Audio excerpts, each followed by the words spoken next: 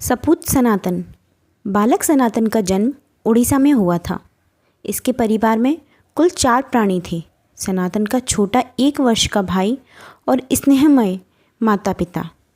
इस सीमित परिवार में यद्यपि धन बाहुल्य नहीं था, किंतु थी सरलता, सज्जनता, सदाशयता और परस्पर प्रीति।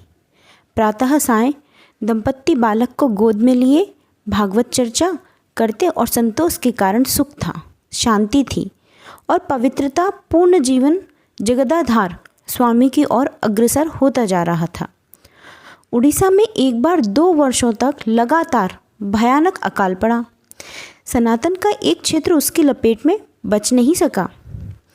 अन्न, जल और तृणादि के अभाव में मनुष्य और पशु पक्षी छटपटा कर काल के कराल गाल में जाने लगे। दिन दोपहर डांके पड़ने लगे।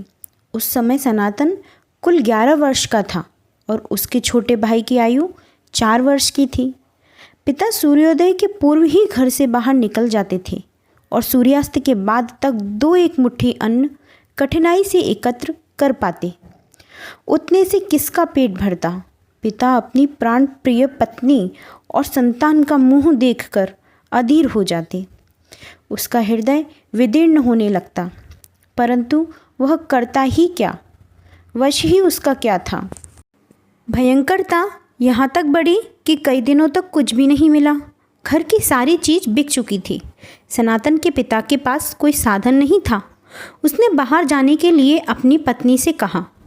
पत्नी जानती थी कि इस व्यवस्था ने इन्हें जीवन का मोह छुड़ा दिया है। उसने बार बार मना किया, किंतु एक दिन सनातन के पिता रात्रि में चुपके से चले गए। और कहाँ चले गए, कैसे बताया जाए, जब वे पुनः कभी वापस ही नहीं आए। 11 वर्ष की आयु कोई अधिक नहीं होती।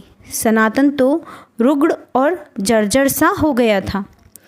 अन्न के बिना अस्थि पंजर के अतिरिक्त कुछ नहीं रह गया था।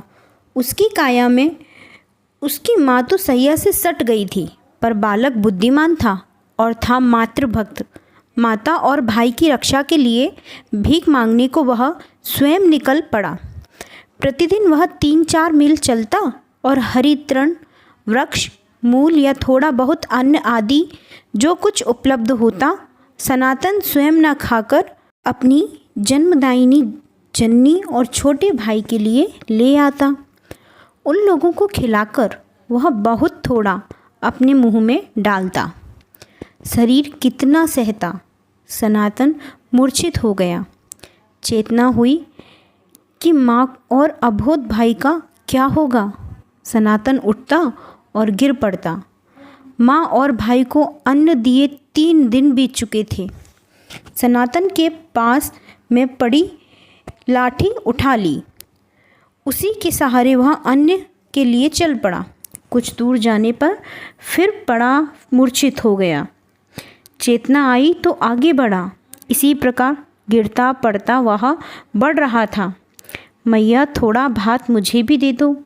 सनातन ने एक स्त्री को भात बनाते देखकर अत्यंत दीन और कातर वाणी में याचना की।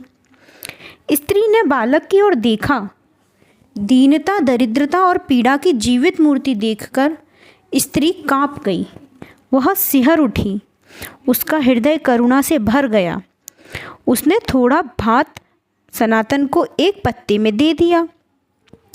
सनातन भात लिए चल पड़ा। गिरा, उठा, फिर गिरा, फिर उठा।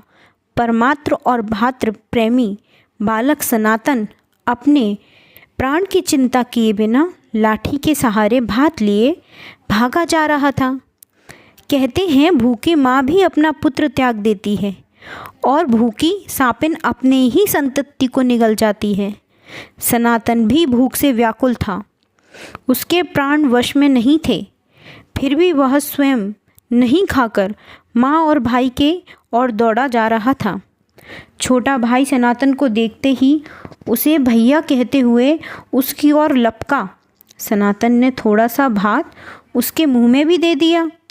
उसकी आकृति पर जीवन आ गया। उसने और भात के लिए भाई का हाथ पकड़ा, पर सनातन माँ की ओर बढ़ गया। छोटा भाई चिल्ला उठा। सनातन ने माँ से कहा, थोड़ा भात लाया हूँ माँ, और भात माँ के सामने रख दिया।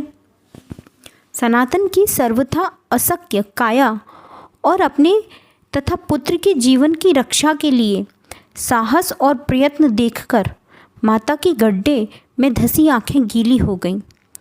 भगवान तेरा कल्याण करे बेटा, माँ ने जागते हुए गदगद कंठ से कहा। तेरे जैसे सपूत बड़े भाग्य से मिलते हैं। यह कहानी थी सपूत सनातन, जो अपने माँ और अपने भाई के प्रति अटूट प्रेम भाव रखता था। दोस्तों, इसी तरह की और कहानियाँ और भक्तों की कहानियाँ सुनने के लिए या पढ़ने के लिए आप चैनल को सब्सक्राइब कर लीजिए और वीडियो को लाइक कर दीजिए। धन्यवाद।